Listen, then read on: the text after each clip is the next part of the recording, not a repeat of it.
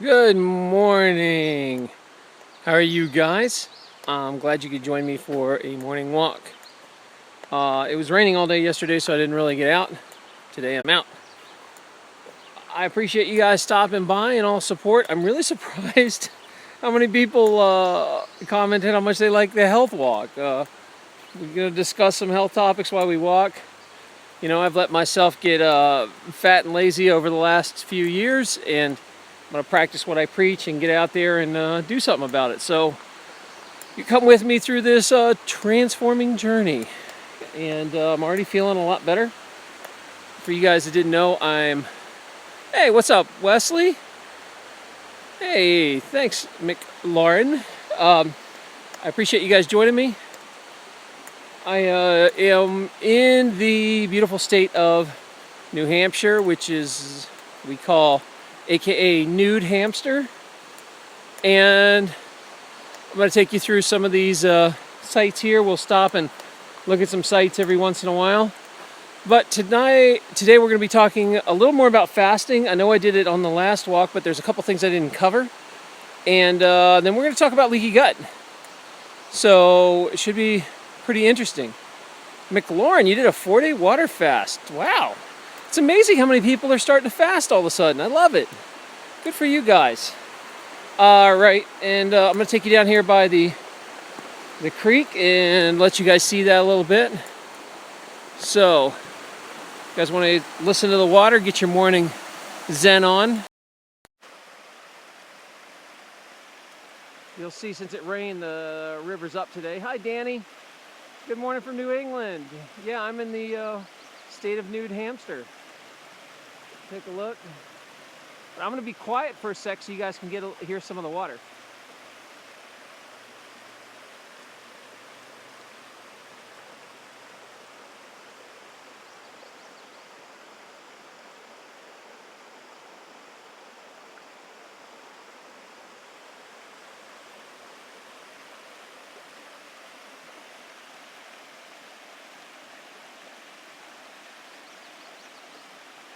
And there's your moment of morning zen.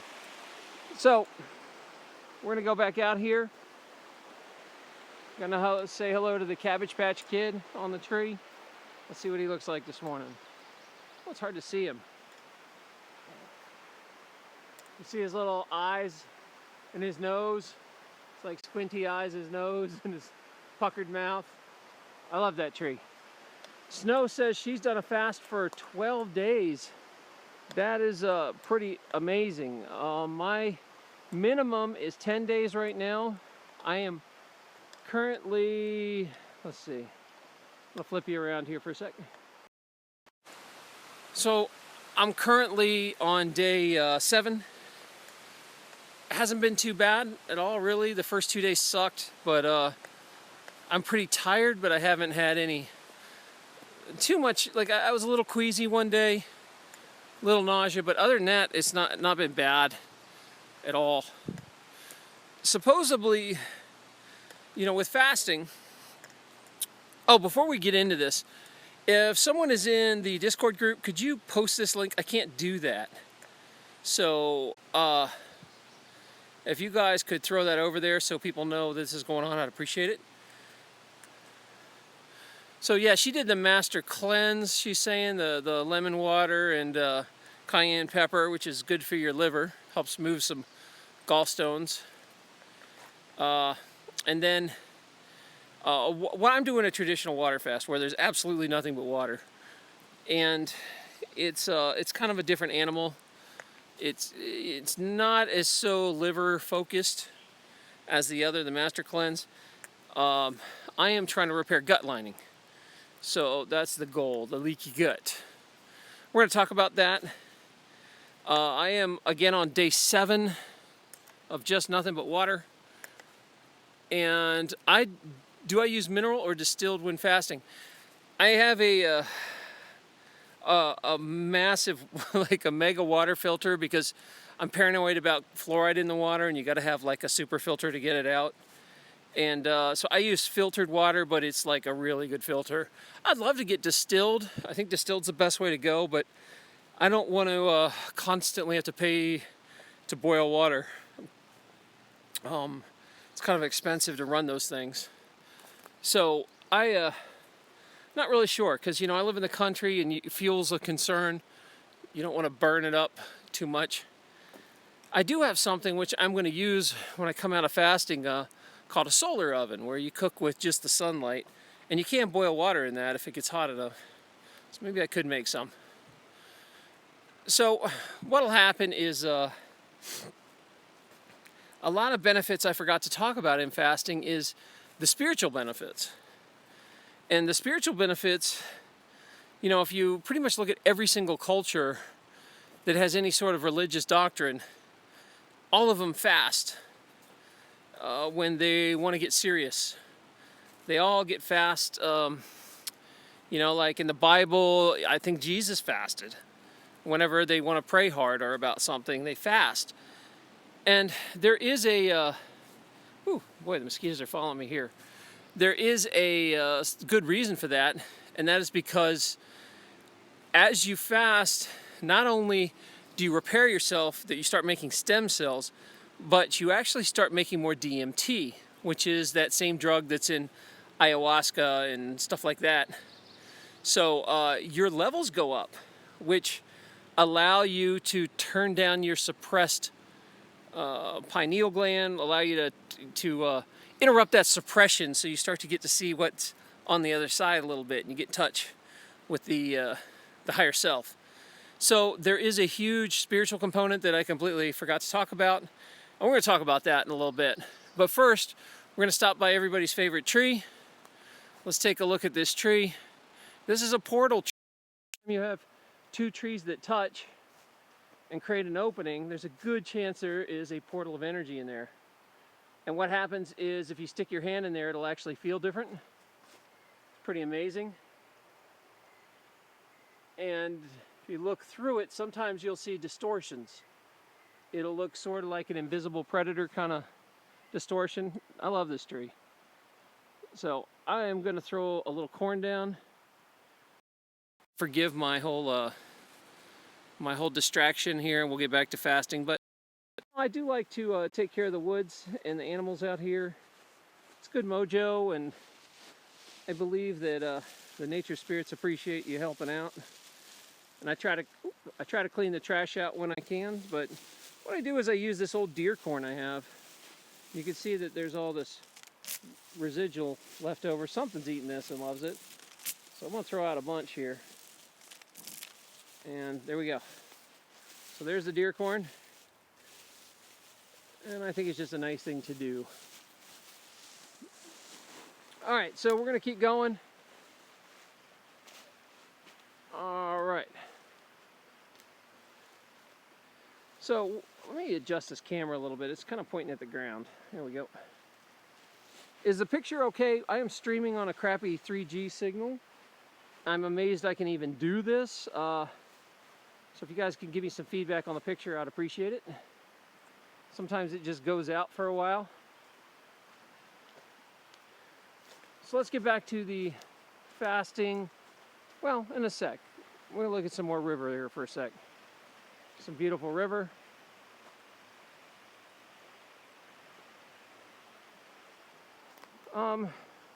Lauren, I've had some Native American friends of mine smudge. I believe in it. I mean, it's all intention. You put it out there. I actually had a massage lady that would smudge you every time she massaged you to clean your aura. We're going to stop and say hi to the Jay Leno tree.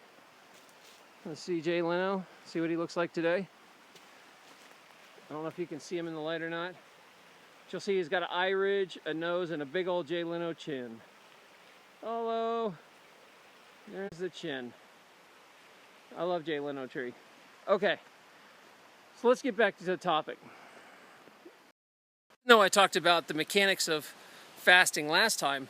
I never really got into the spiritual side, that it actually does raise your level of DMT.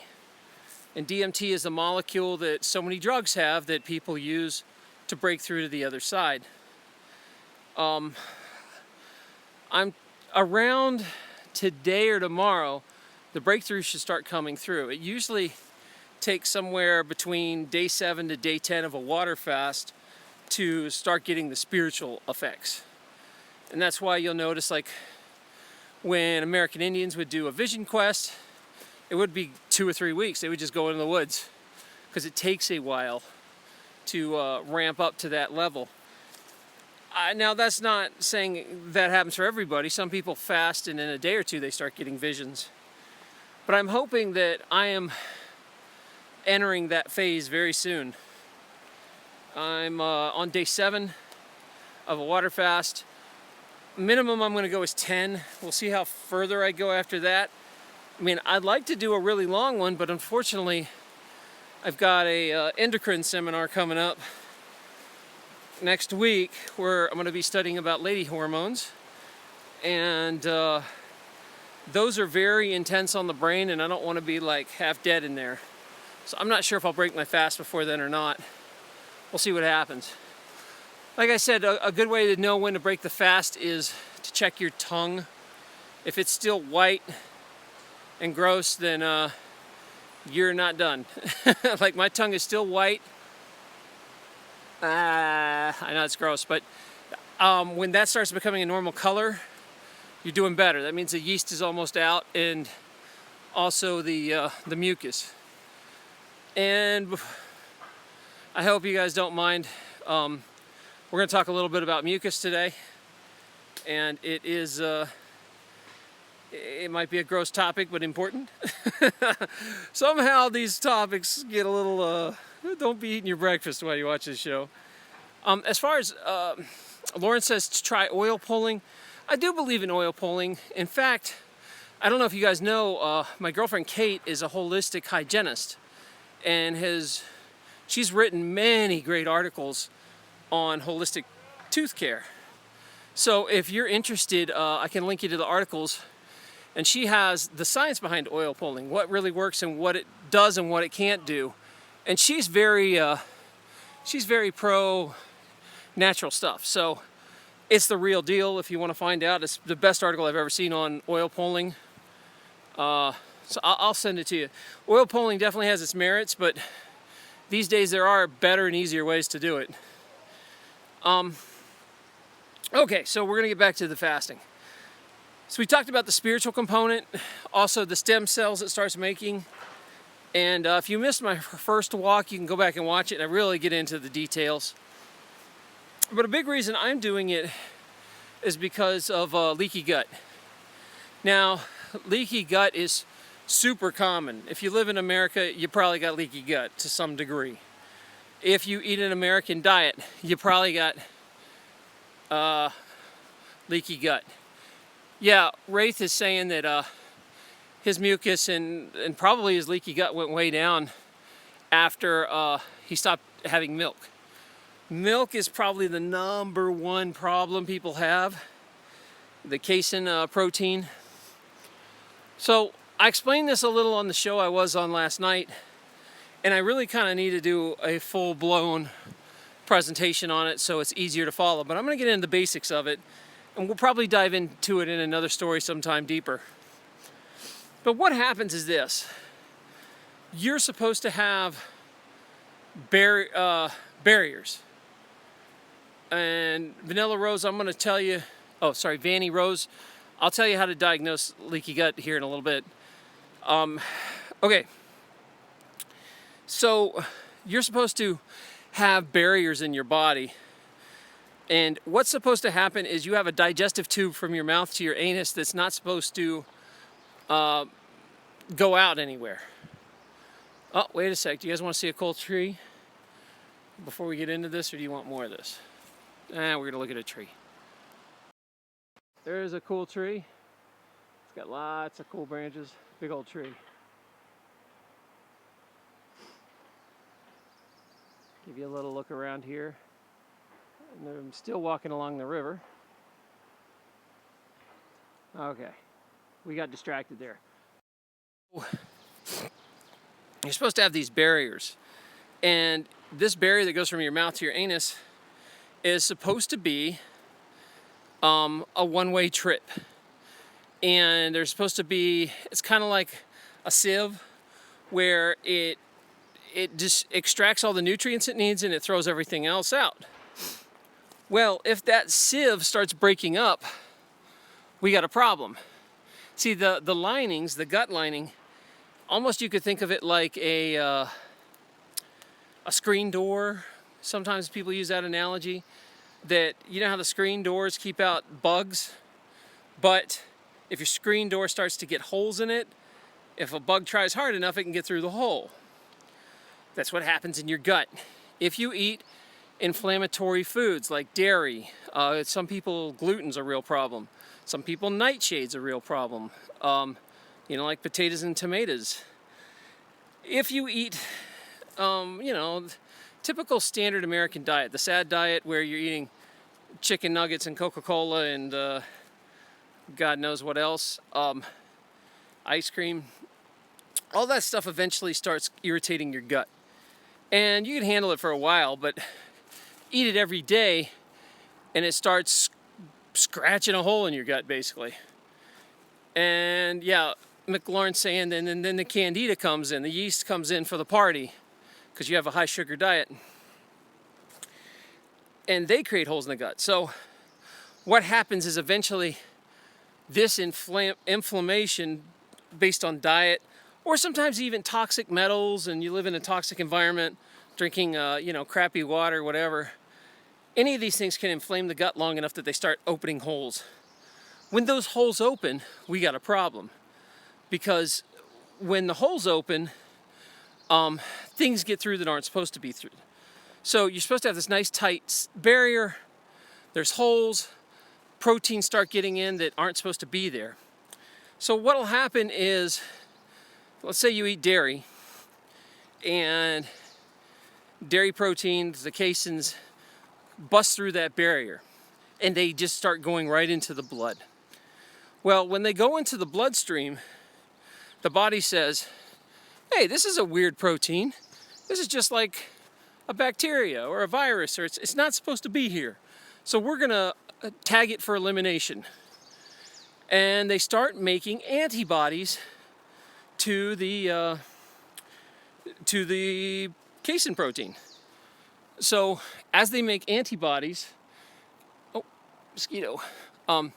as they make antibodies, it gets really out of control, because over the years, you will become wildly sensitive to this food to the point where eventually you'll become full out allergic to it. And that is because it's going through the gut barrier. So what happens is that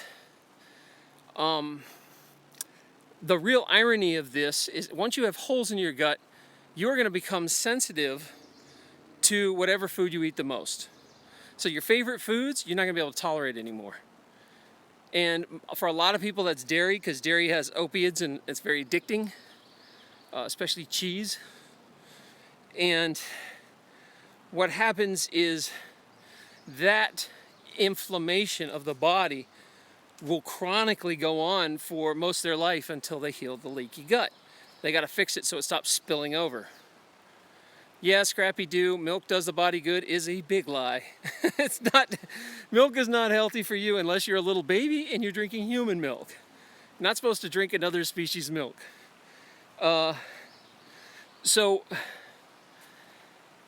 what happens is you get chronic inflammation.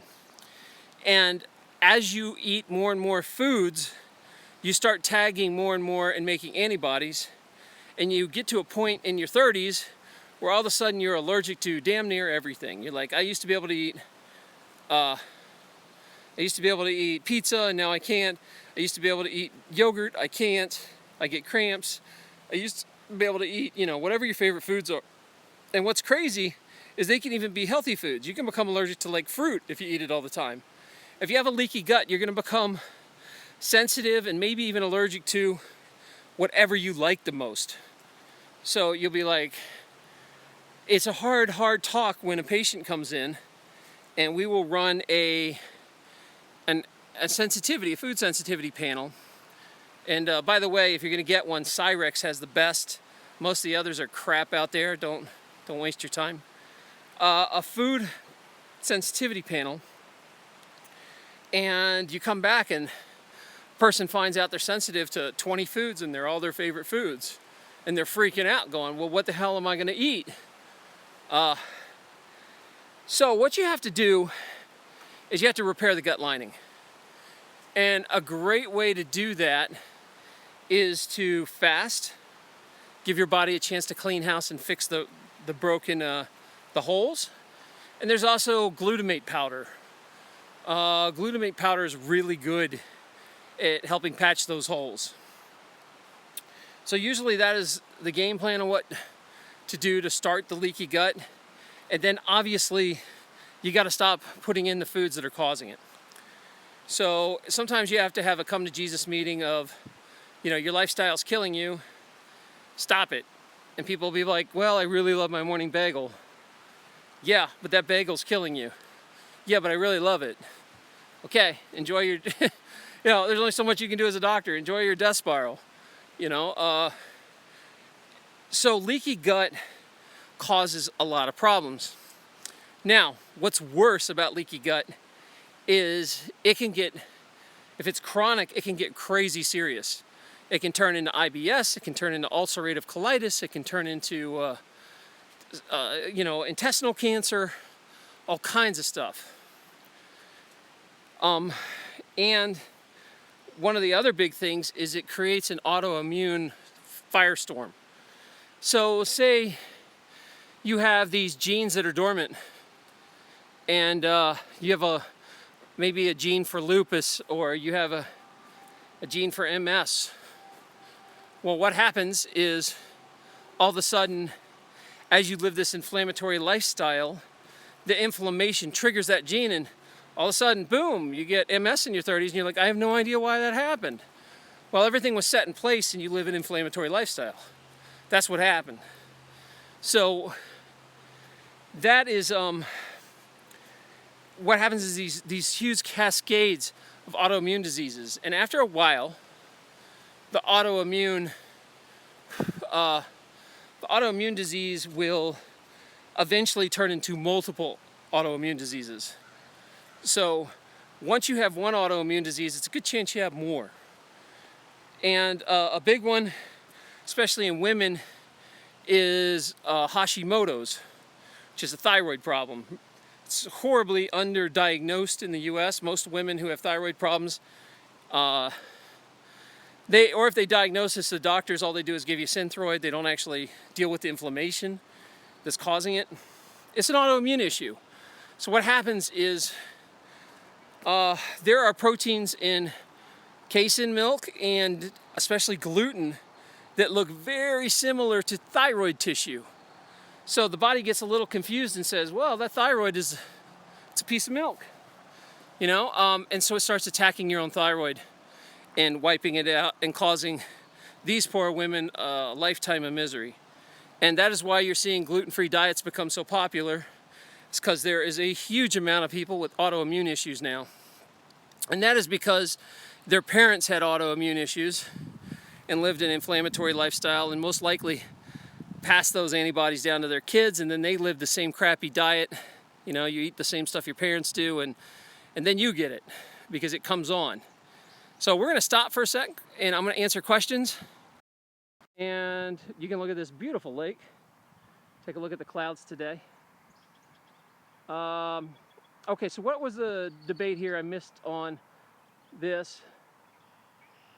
What you want to, some of these questions were, you know, well, if you can have a little dairy or not. It depends on your body. I mean, if you test it, a little dairy might not be, you could probably be fine, but someone else, it will really cause problems. When I deal with sick patients, one of the real problems and what people don't realize is that if you activate an antibody, it can stay activated for almost 6 months. So you'll be like, I've cleaned my diet up, and then it was Christmas, and you know what, doc, I had a bite of a cookie. Well, congratulations, now you got to start over, and we're back for a 6-month run. That just a little bit is enough to trigger, it's just enough to trigger the autoimmune response, and so people will accidentally slip up and, you know, have some soy sauce or something, or eat something they didn't know they had gluten in it, and they will just blow up, especially if you've been off it a while. Again, Hashimoto's, I keep seeing questions about that. Hashimoto's is a autoimmune issue where, you know, the thyroid's attacking itself. Many times it's pretty much the same thing. For all autoimmune issues, it's going to be about the same thing, where figure out what the culprits are, find out what the biggest triggers are. Most likely it's food. Sometimes it's chemicals. Sometimes it'll be the makeup you're putting on. Sometimes it'll be the toothpaste or your shampoo, or be all kinds of stuff. And you can run different panels and arrays to figure that out.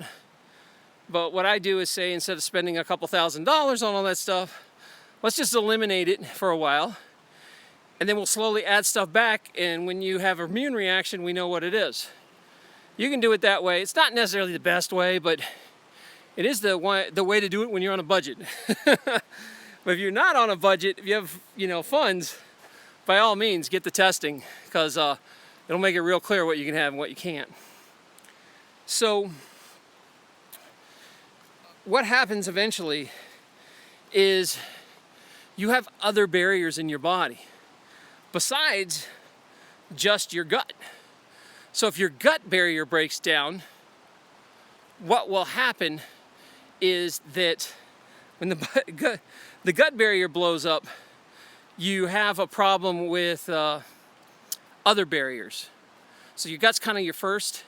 Once that opens holes and you start having chronic inflammation, you also have a lung barrier. And guess what a lot of people with food sensitivities have? Asthma, bronchitis, chronic bronchitis that never seems to get better, or they have seasonal bronchitis that comes out.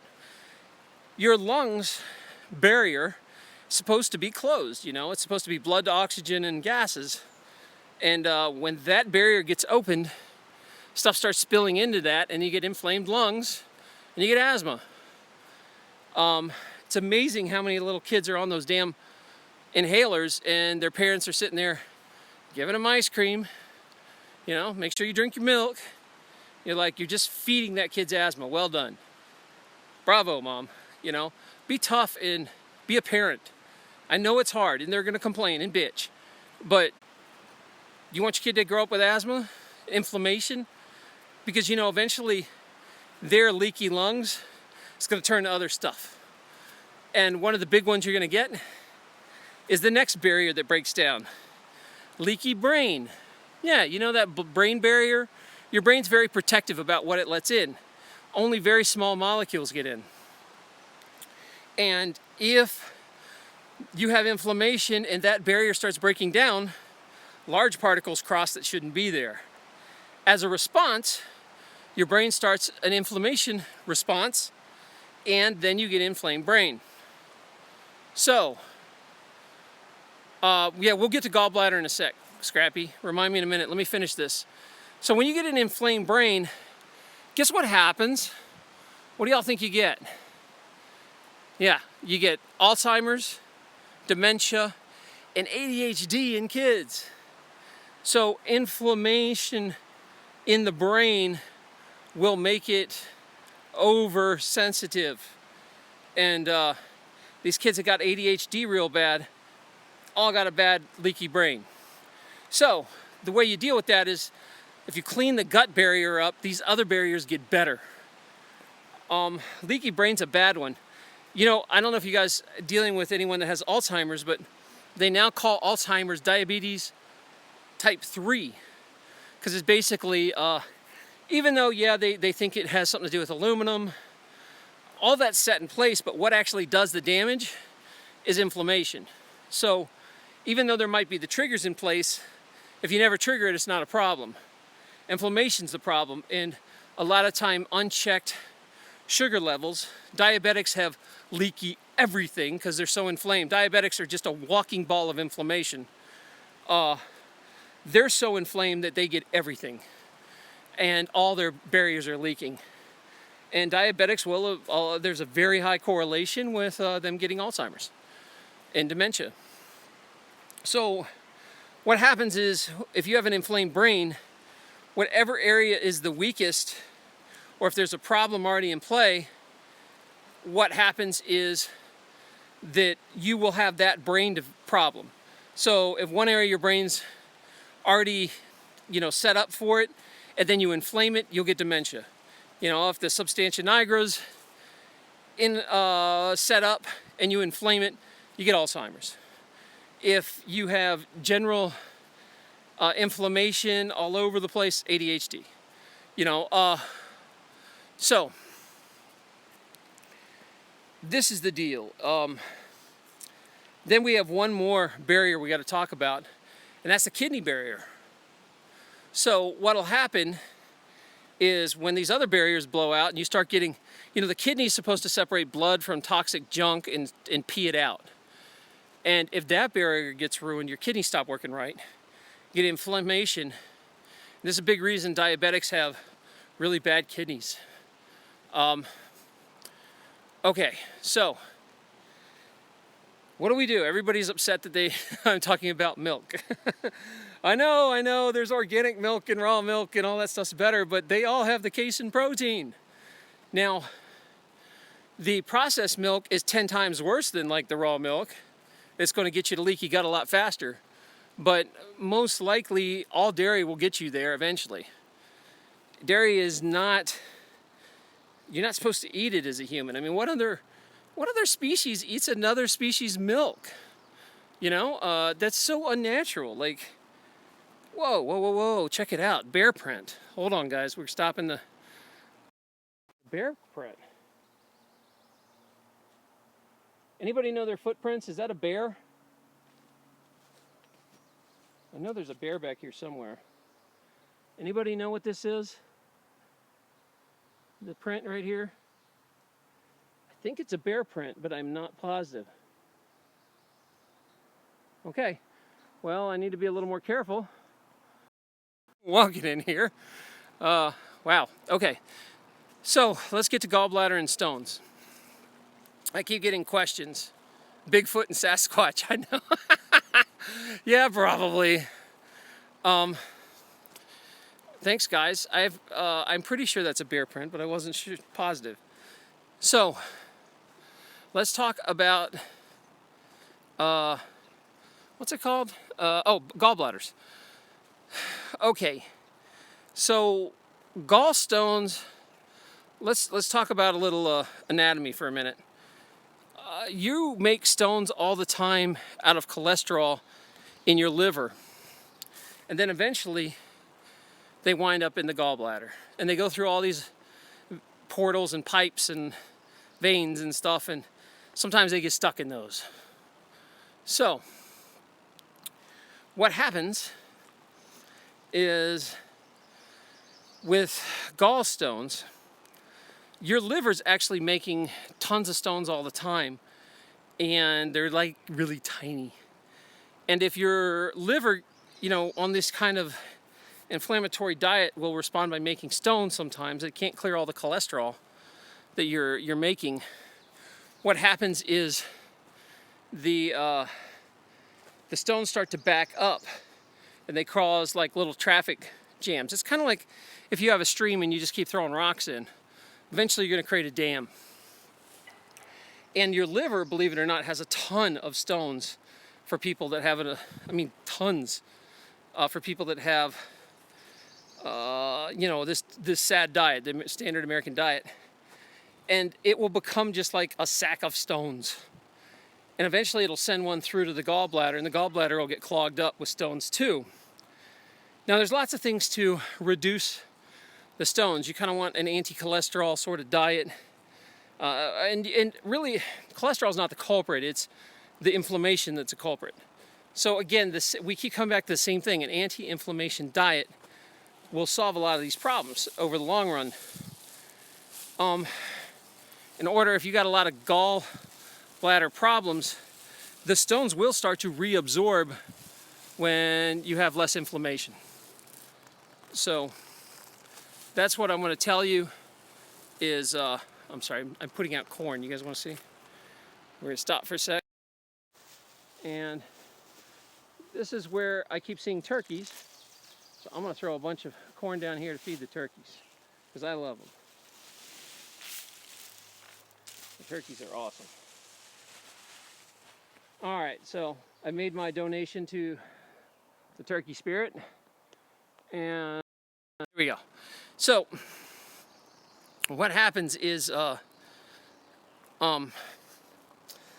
gallbladder and the liver will start reabsorbing stones when you start doing an anti-inflammation diet. So that'll hopefully explain it. Did I answer all your questions about dairy and stuff that some, let's see, you don't think I was picking on you, do you? No, Pelgrim, you're good. Oh, Loyal said that, never mind. Yeah, I'm not trying to beat you up on dairy because a lot of people are like, well, I drink raw milk and it's healthy. And yeah, I mean, it's way healthier, but it's still casein protein that causes a lot of gut problems.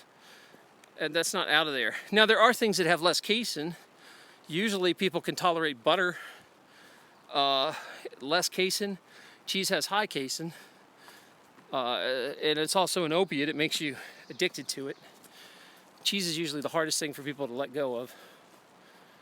I didn't see what happened here. Oh, okay. Hey, Dana. She's right. She says he's right. Dairy's a big problem for people. Well, it's in my experience, every leaky gut case I've ever seen has a dairy component. You know, almost all of them. So it's hard for me to ignore that and blow it off just because people want to eat ice cream. You know, you can. The good news is there's a lot of substitutes these days. You know, you can have a nut ice cream that's made of cashews. It's damn good. It tastes just about like real ice cream. And eventually you'll get to the point where you stop craving dairy. And you'll have dairy and be like, oh, that's kind of gross. And now I'm all mucusy an hour later. So the biggest mucus creator also is dairy. Now, there's a lot of, if you're eating breakfast, you might want to stop. We're going to talk about dairy in a second. So let's, I want to show you this tree. I love these roots. Look at this thing. It's holding on, leaning over the water. It's one of my favorite trees. A lot of people like this tree. So I'm stopping to show you guys it. So that's the deal with dairy is,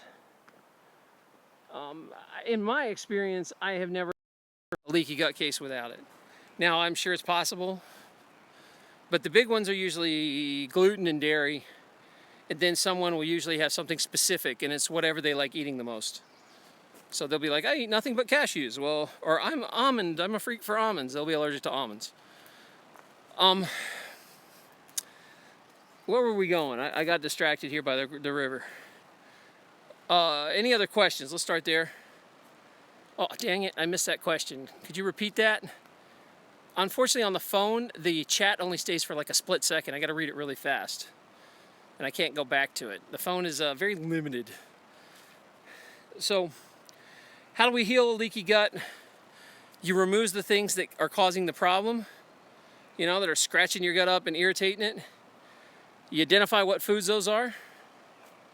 And then after that, some glutamate powder helps a lot. And once you start dealing with that, those two things alone will make an amazing difference in your health. Because if you can close the leaky gut, the leaky kidney, the leaky lung, and the leaky brain also start to close. And everything starts to get better. So I'm begging you, if you have a kid who's hyper or has extreme emotional outbreaks or ADHD, please get them checked for a leaky gut and deal with it, because you're going to save them from a lifetime of problems. Also, I do believe that autism has an enormous amount to do with leaky gut. I should do a whole nother thing just on autism. And leaky gut, ow, dang, mosquito got me on the hand. I've seen amazing changes in autistic kids when they're on a strict diet. So, you have any questions? I'm going to answer them because we've only got a few more minutes of the walk. So, shoot away. I will put it on this side so you get where I'm going.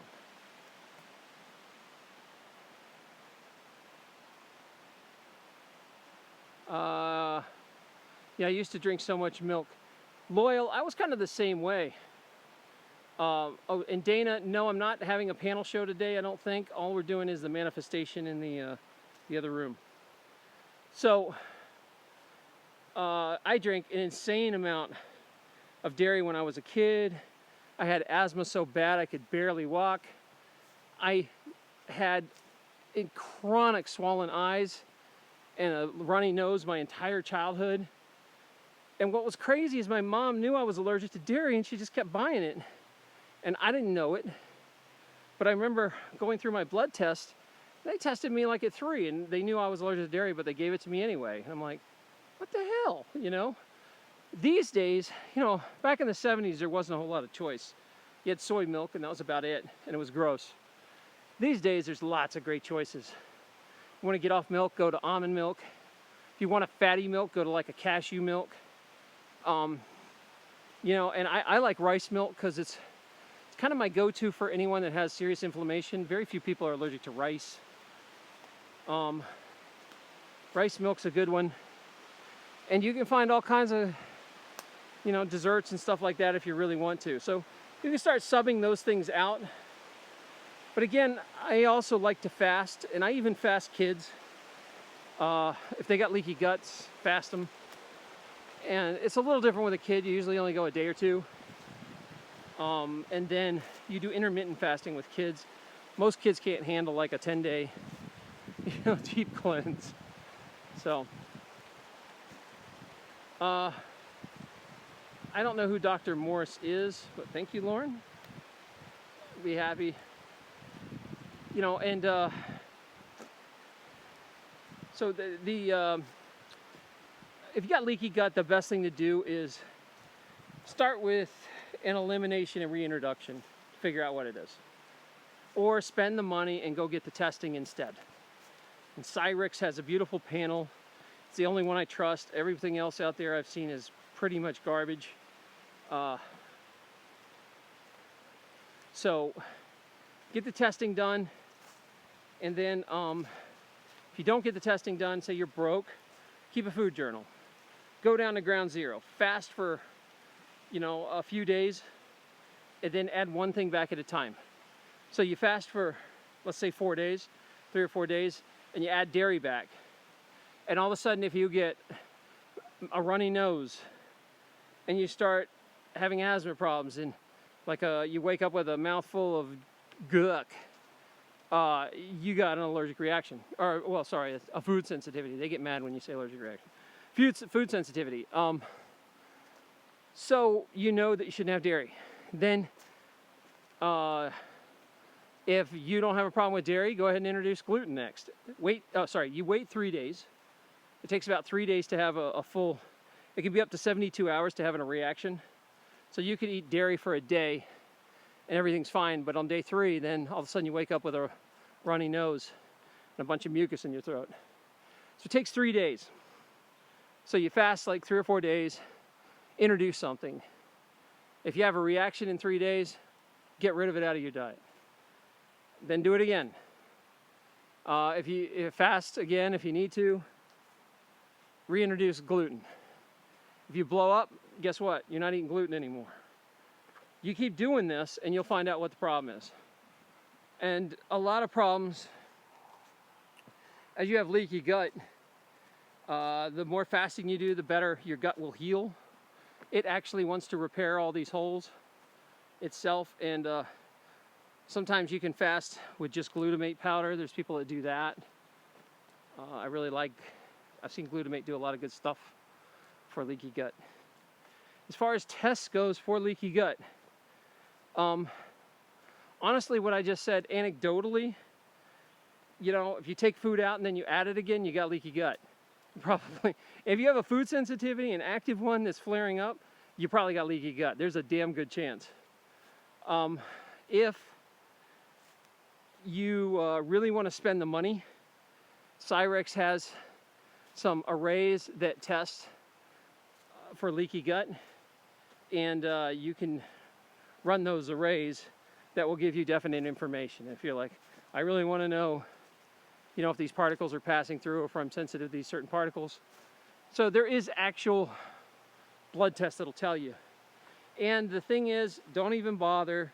Your insurance will never pay for it. Your doctor will never order it. You have to order it out of pocket or find a doctor that works outside of insurance. Just not going to happen. I got to blow off this mosquito. Okay. Last questions. We are getting. Any more questions? Yeah, basically what I found out in healthcare is anything that really works and is healthy for you isn't covered by insurance. You got to pay for it. Insurance is great for emergency care. You know, you break your leg or eyeball sticking out. They're awesome at it. But as far as chronic health conditions, they suck. And almost, I can't think of any chronic health condition that isn't diet related. Not one. They all have some sort of diet component. Okay, so I'm gonna end you with the sounds of nature here. I'm gonna let you guys listen to this for a bit.